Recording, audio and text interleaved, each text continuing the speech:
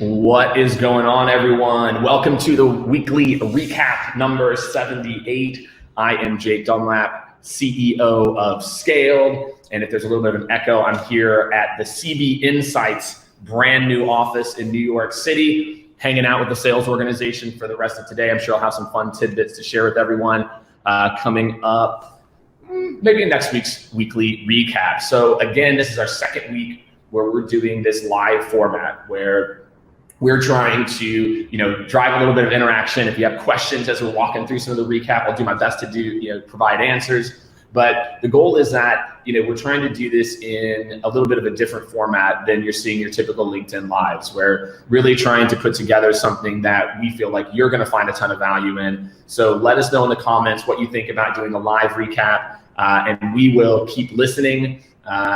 Make sure you keep hashtagging Ask Jake Anything. We've got some fun questions to get into. So my friends, this week in Jake's Take, right? So Jake's Take is basically something that's happened in the last week, maybe 2 weeks, where I'm seeing a trend or a consistent pattern in conversations. And this last week I was in Dublin for 4 days. And so I had a chance to spend time with nearly a few hundred sellers while we were there. And, I want to talk a little bit about like the cultural differences. So I put out a post last week talking about the differences between US-based sales teams and EU-based sales teams. And by the way, they're all completely different, right? UK versus Spain, France, etc. But the biggest thing that I called out was optimism. That, better or worse, the US salespeople are more optimistic. They're more excited.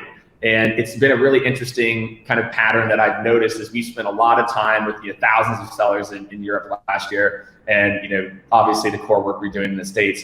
So it's just, it's an interesting, optimism. You really have to think about, it's a double-edged sword. Being optimistic, you have to balance that with realistic. And so that was, I think, something interesting. And also, look, I have sold and worked in companies in Florida, Phoenix, San Francisco, New York, and now Austin, right? So I've had a chance to literally see, how every part of the country sells, and those are all different too. And I think the big thing and takeaway for everyone tuning in right now, or if you're watching this later, is you've got to adapt.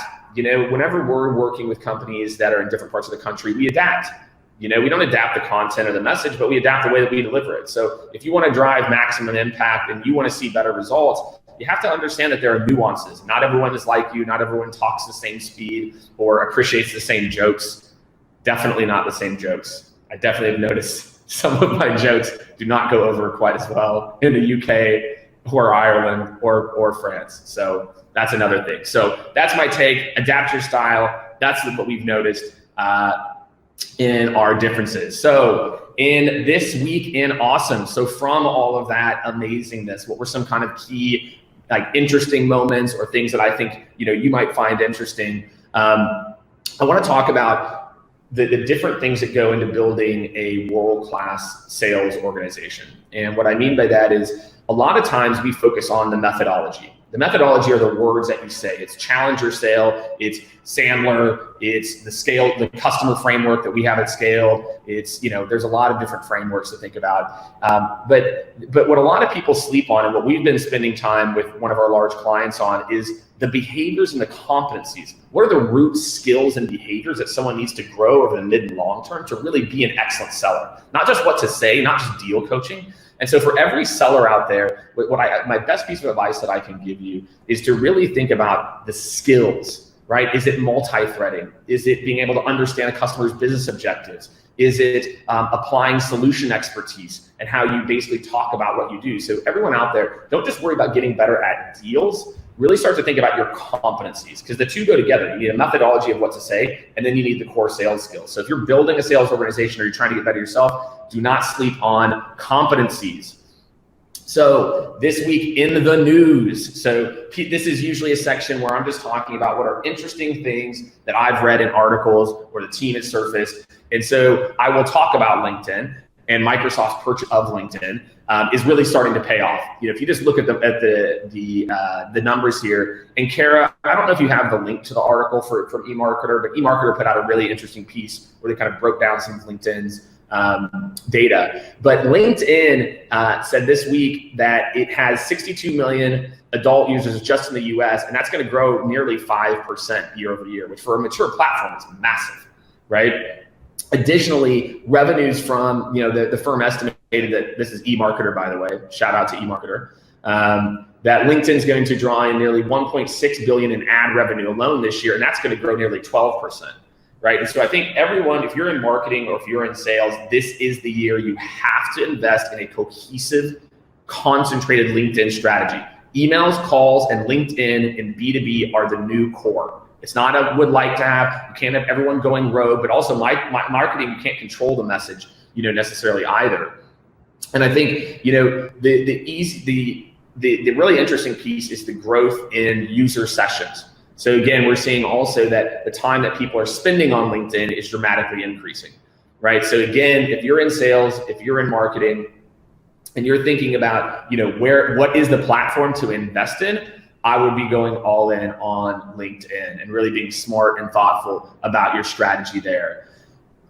All right, my friends, 2 more fun sections. This is my favorite section of every weekly recap. Well, it depends on the week, if the question's good, which is Ask Jake Anything. So if you are on the internet, if you comment on one of my posts and you're like, Jake, what are you talking about, right? Just put hashtag Ask Jake Anything, and Kara on my team will basically scour the internet for you, and she will aggregate the best questions. So this week's question comes from Seth Thompson. What's up, Seth? Do you think the demand for recruiters has to do with there being less A players out there, or that A players are in higher demand? Question mark. Also, do you think the gap between A players and the average rep is growing relative to ability? Well, here's what I would say. What has really happened is the amount of companies over the last 5 years in B2B that have received funding is this, right? So as more and more companies get funding, as more and more companies are flush with cash, they're spending money, there's more salespeople in the ether in the world than there probably ever has been online.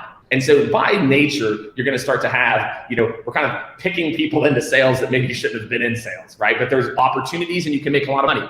So I would say, yes, I have noticed a difference between the kind of the initial quality. But what I will say this though, Seth, is that I think a lot of this is the companies are to blame. One of the biggest trends that we're seeing is that organizations are not investing enough post-onboarding in continued training and development.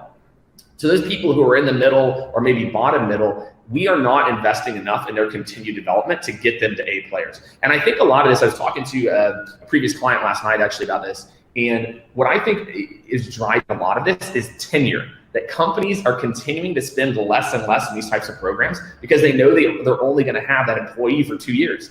When you stayed at the same company, even for 5 or 6 years, it made a lot of sense for companies to invest a lot of money to help you to grow and get to the next level. But if you're only staying there for 2 years, it's tough to see that ROI. So I think for a lot of companies, you have to have some type of program in place to get that bottom middle or middle to, middle or good. But yes, I am seeing a gap, but that's how you need to solve it.